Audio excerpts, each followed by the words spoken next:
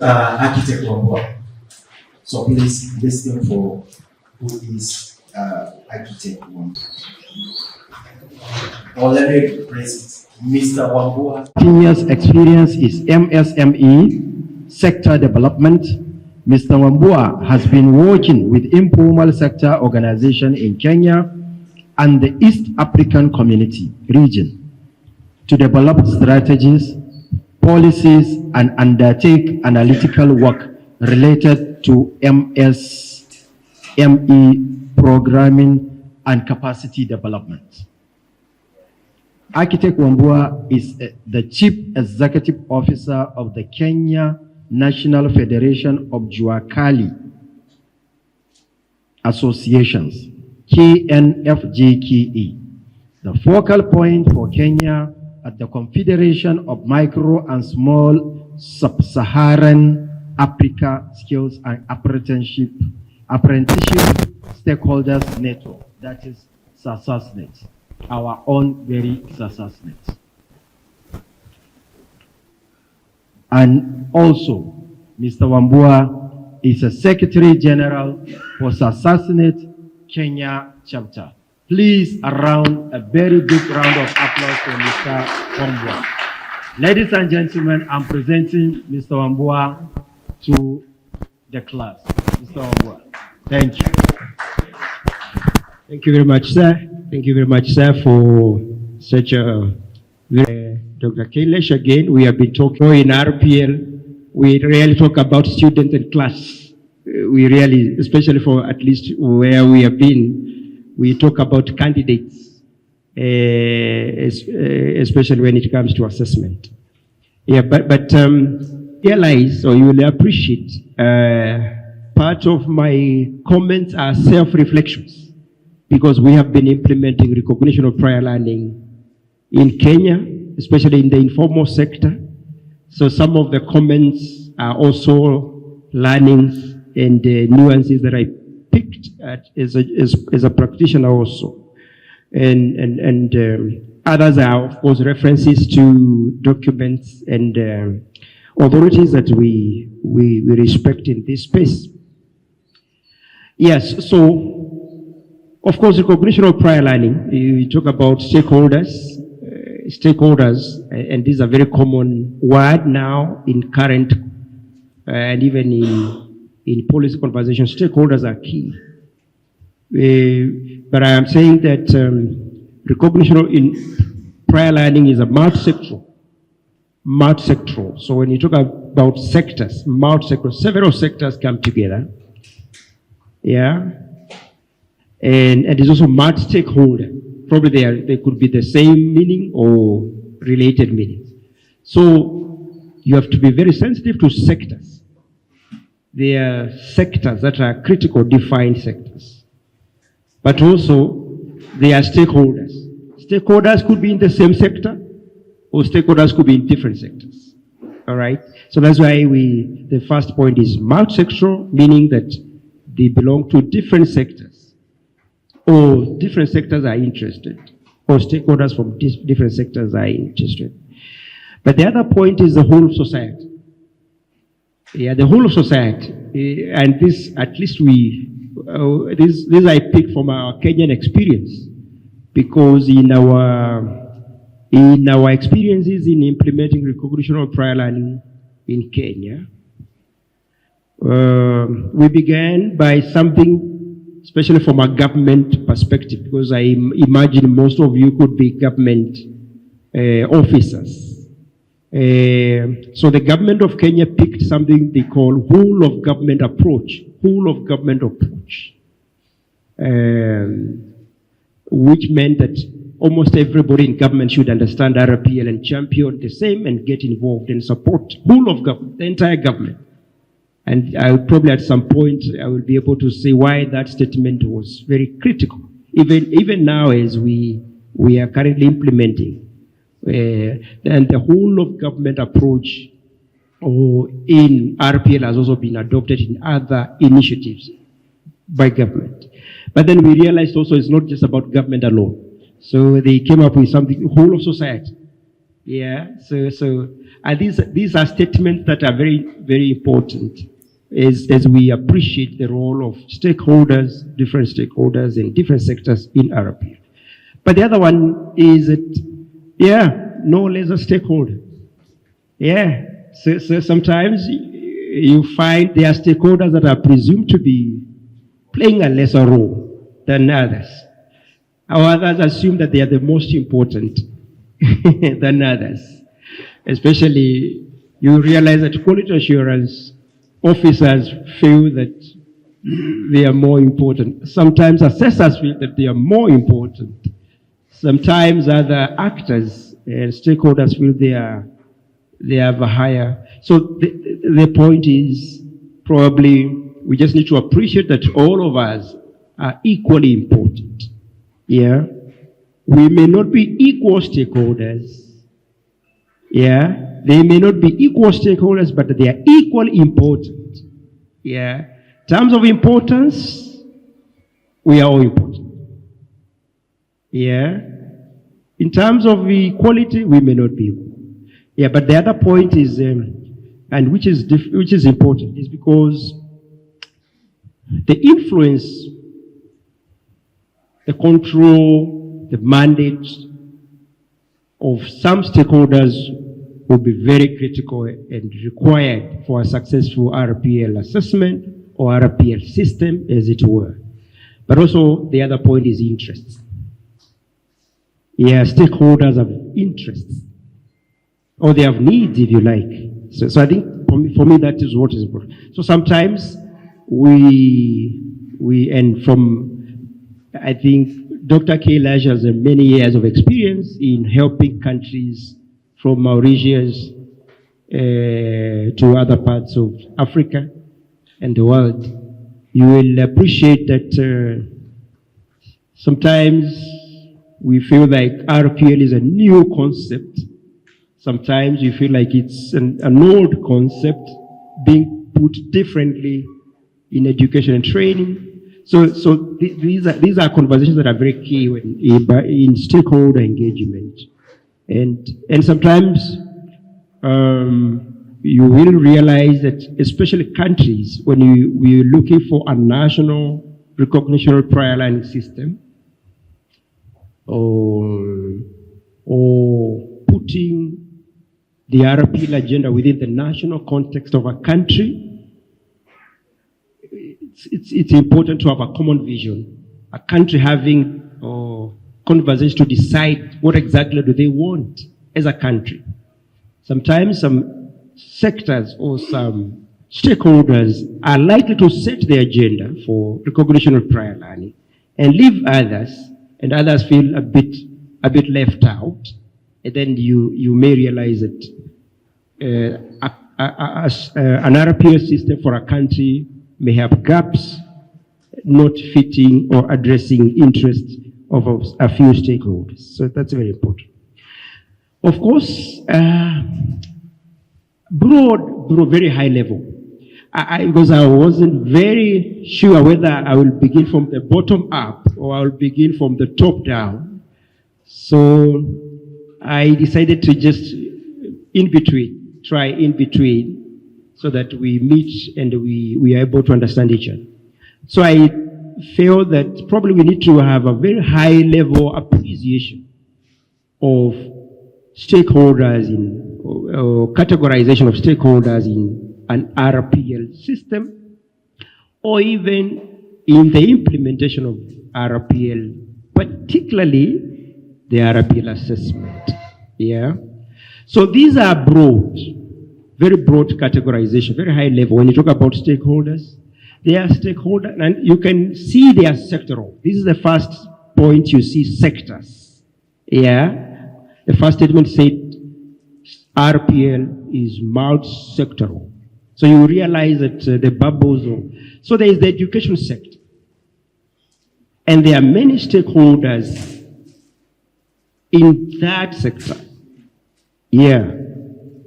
Then the employment sector.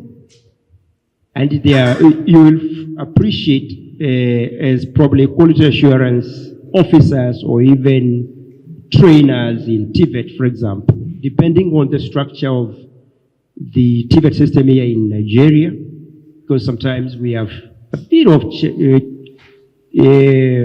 changes or variations in systems. But then there is the social sector. And then behind every sector, there are policies. All right, so this you'll appreciate that, especially from a government and regulatory environment, you find every sector has policies that guide the operation of that sector. So those stakeholders, as they interact with their own internal policies in their sector and relate with other policies in other sectors and the other stakeholders, and in between RPL comes into the table, then there's a bit of conversation. So the last on the left is just trying to appreciate that, and as you continue to interact with many other examples, you realize that recognition of prior learning, when it comes to interests and influence of stakeholders, there are two major things. One is, because we talk about recognition, and true to the word, we're talking about recognition. But then you will see recognition, what recognition? When I was coming to my first interaction in this trip was hampered by lack of recognition. Because so a stakeholder in the transport sector refused to recognize a document that I had. They said, we do not recognize. We recognize you, but we do not recognize the document. We recognize you. So I had a challenge of recognition, technical recognition. Yeah, because they said you have this document, but we need another document. This document is okay, but we do not feel it serves the purpose for which you are requesting, the interest for which you have. Yeah, so that's the first statement is that, technical recognition is very important. And for quality assurance, for TVET trainers, people in education training, of course, we are very strong on technical recognition, which comes through assessment and all that and leads to a certification. But then there's another one, and the technical recognition is very popular with the education sector. Very popular. Yeah, so the other recognition, of course, is what we call societal recognition. So what, after you've been technically been found competent, sound, and certified, so what? You go to the societal recognition, what we call societal recognition in Kenya, because it's the other side of RPL ecosystem, and that's where you find employers, customers, and many. But then, maybe I should say the last statement. Maybe that is what I want to emphasize that, and Kenya, it's a very interesting learning, very exciting learning process, learning curve for us on consensus building among stakeholders. Yeah, so we say stakeholder consensus is key, at least at the national level. And for your case, your national is also federal. Yeah. We may have a few things at subsector, but at least at the national level, it's important. Otherwise, we run the risk of having an RPL system. And there is a reason why I'm using the word system. Yeah, because the RPL assessment can also be a system. Yeah, in its own, depending on how we look at it. So it's important that we have consensus so that we do not have a dysfunctional RPL system, or where we do not have multiple systems in one, and it's a bit confusing. We can still agree, for example, to have subsystems within RPL. I don't know. Dr. Kailash will help us. But probably it is better, serve the purpose, if we have one functional, national, or federal RPL system guided by a policy and all the other frameworks, I think that's basically the point to emphasize. So some, and you, just as I said, this is adopted from the ILO. They have a whole guiding book, training.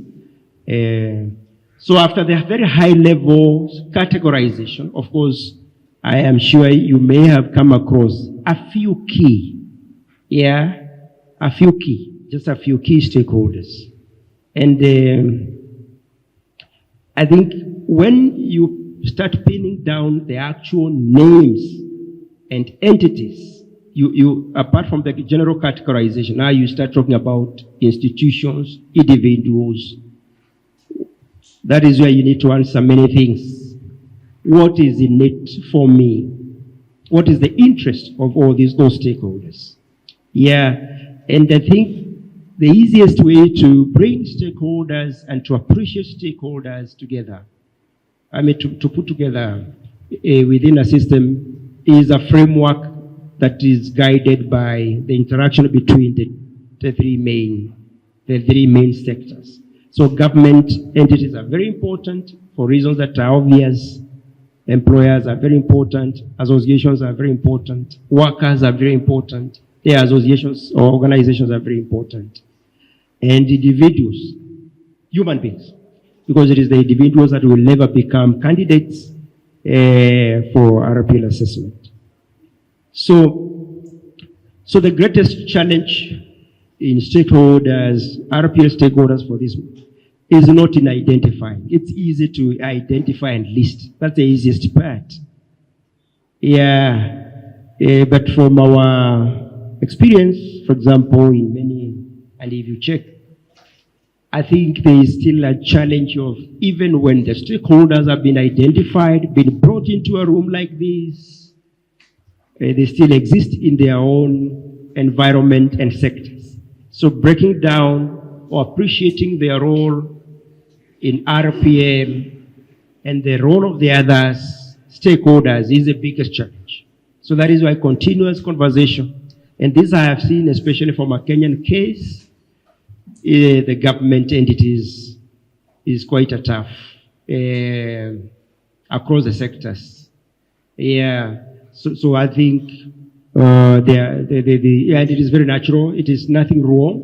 It's just to appreciate that there is a challenge and hopefully try to address that challenge. Of course, we continue to break them down. We can break down continuously until so this is also adopted. So we can say the category of the stakeholder, the examples, you can list them, and probably what they can do, their roles, their functions, and they can be as many as you can think. And because you're experts, you're quality assurance officers, I'm sure this is something you can do. And I was just rushing, I don't, because probably at some point we may have questions. So of course, you may ask, how then do we effectively identify stakeholders in RPL, and definitely how do we assign them roles? We have seen cases where stakeholders usurp roles of other stakeholders, and they run with it. They run with the role, and you find out later down the line that they were doing a different stakeholder's role, and that's very important. Of course, please analyze. I'm sure you may have. I've seen a document like NBT had done something, and probably this is useful for the country, for Nigeria particularly. But I think continuous analysis of who the stakeholders are, what their influence could be in the process, and what their interests are is important. And you may have done this. Of course, I don't want to tire you with how to do an analysis. For Kenya, our journey was a bit different, but we suggest there must be somebody who begins the story. There must be a vision bearer. Somebody must begin to bring people together. And this could be out of a regulatory mandate or a government function. So most of the time you may realize that entities, public entities in education or even in labor ministries would be the ones to initiate or to midwife the conversation. But the point is, please be a bit magnanimous and bring as many people together. Yeah, you are likely to leave out people if you think you have enough and you have closed. So continue to brainstorm. And especially for RPL, you may need to learn a few things from other countries, other regions. And I think knowledge sharing and brainstorming is important. Yeah. But you begin internally, like I said. So one organization like NBT could begin internally. You, just like today, you continue to bring yourselves within the same sector, within the same organization, to continue brainstorming.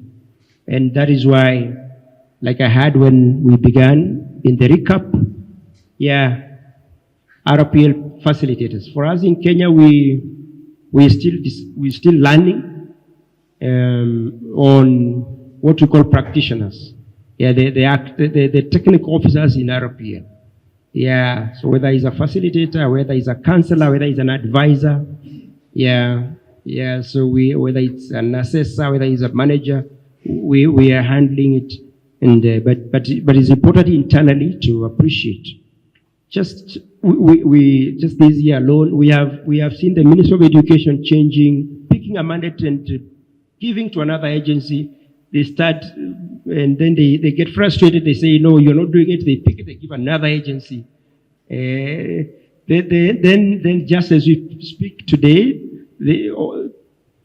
two large national agencies have been denied their mandate of doing anything in RPL. It has been picked and taken to a national polytechnic. And when it has been taken to a national polytechnic, the main minister has picked it up and created a secretariat. So it's very, very interesting, very dynamic. Yeah, just to manage stakeholders and understand. Because individuals within one agency were not agreeing.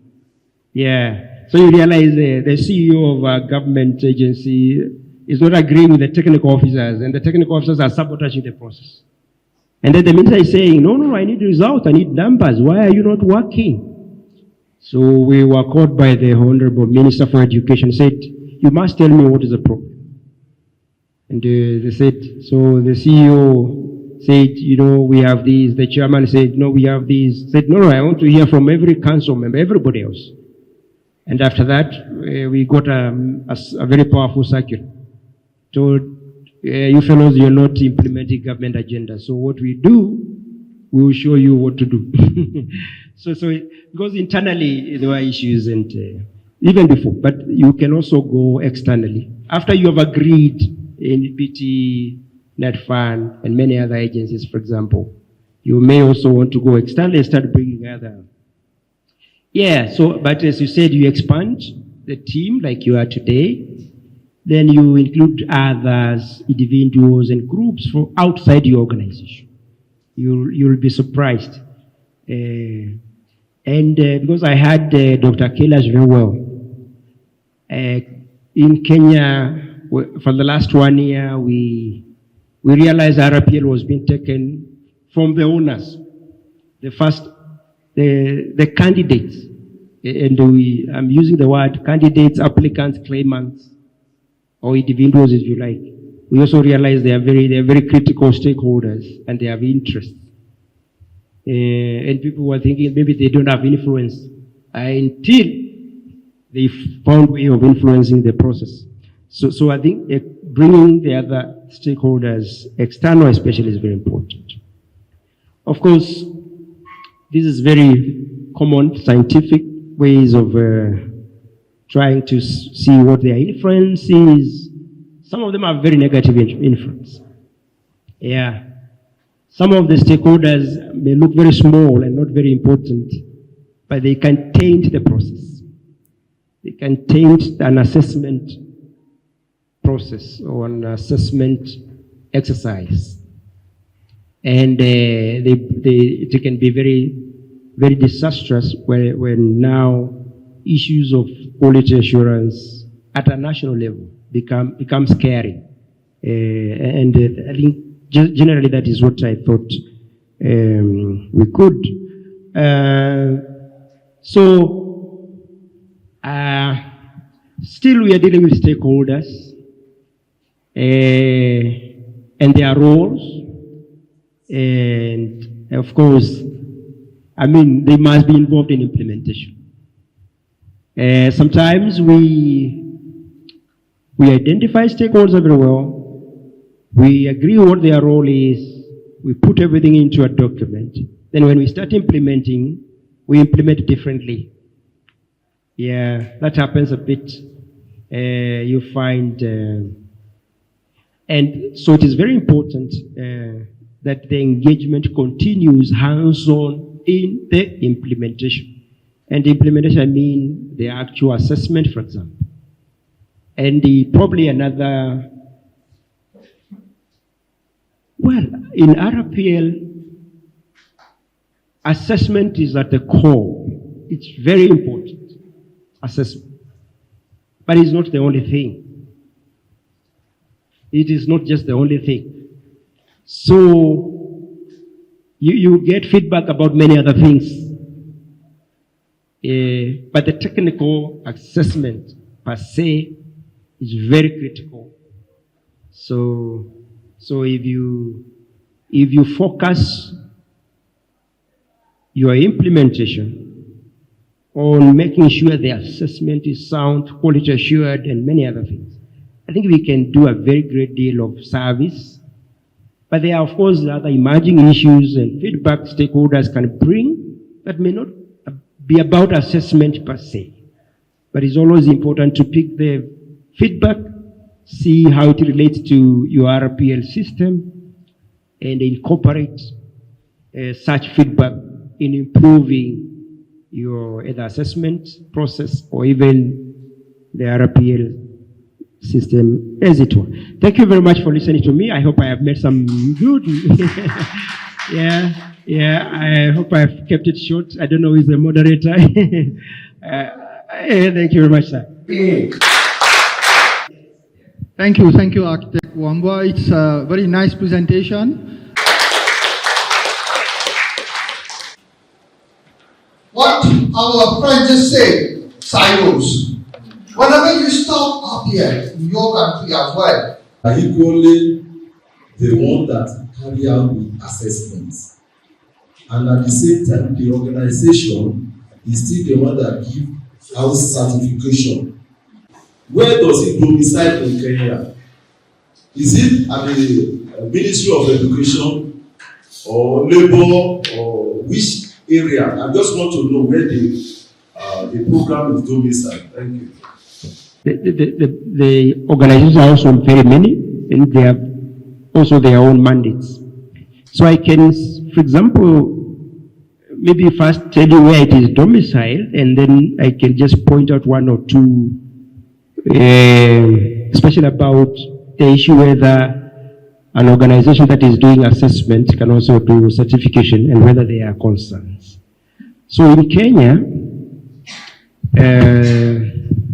the RPL policy is domiciled under the Ministry of Education, right? And then the lead agency within the Ministry of Education, that is, as you said correctly, that is coordinating the policy implementation, is the qualification authority, the National Qualifications Authority. So there is a qualifications authority. It's called Kenya National Qualifications Authority. So what is unique with the law that establishes that authority is that although it is under the Ministry of Education, in terms of structure of government, the law allows that body, the Kenya National Qualifications Authority, to regulate qualifications across board, across the entire education and training sector, and across any qualification that is issued in Kenya, whether in education, whether in labor, whether in for example, health, because we have qualifications through formal education and training, that are issued under different ministries, whether Ministry of Labor, Ministry of Agriculture. So we have bodies established under the Ministry of Agriculture. They train and they issue qualifications. So what happens is that the Kenyan National Qualifications Authority, because the premise and the expectation of the policy is that recognition of prior learning assessment will lead to a qualification, an award of a qualification. So that is the thinking. So as long as it will lead to an award of a qualification, whether it's a full qualification, whether it's a partial qualification, it is a qualification in Kenya, issued by a recognized institution. So then the Kenya National Qualifications takes responsibility for ensuring that all qualifications, including qualifications in the university. You'll be so surprised that of course, the university that had resisted, they felt they're a bit higher, in a very natural way. But the law, as it is now, requires that any qualification, irrespective of what level of education or what method of learning that led to that qualification, has to be. So that is how it is. Of course, I agree with you, coordination and harmonization are semantics. So what KNQA does more is coordination, because harmonization may mean everything falling under one, but you realize that every entity has got their own legal framework, so you may not harmonize the legal frameworks. But coordination is happening very well under the Ministry of Education. And then what has also helped us as Kenya, and maybe other countries, I don't know whether Nigeria has, is that we have defined pathways that anybody, any human being can follow towards acquiring or being awarded the qualification. So those pathways are in different sectors. So now we have a Kenya National Qualifications Framework that provides, if you are in the education and training, the traditional formal education and training sector, there are pathways towards qualifications through education and training.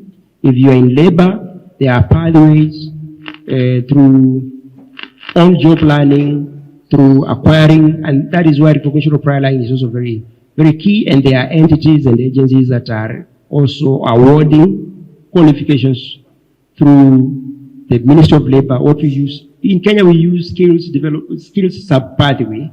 It's not necessarily the correct way, but we still use the word skill. We could say industrial training, but because there is an industrial training framework. But let me be also, and I'll be very honest with you. If you look at our qualifications framework, which is implemented by Kenya National Qualifications Authority, which gives them the mandate to coordinate RPL, we still have the same challenge where people feel that although RPL is explicitly provided for as a pathway through lifelong learning,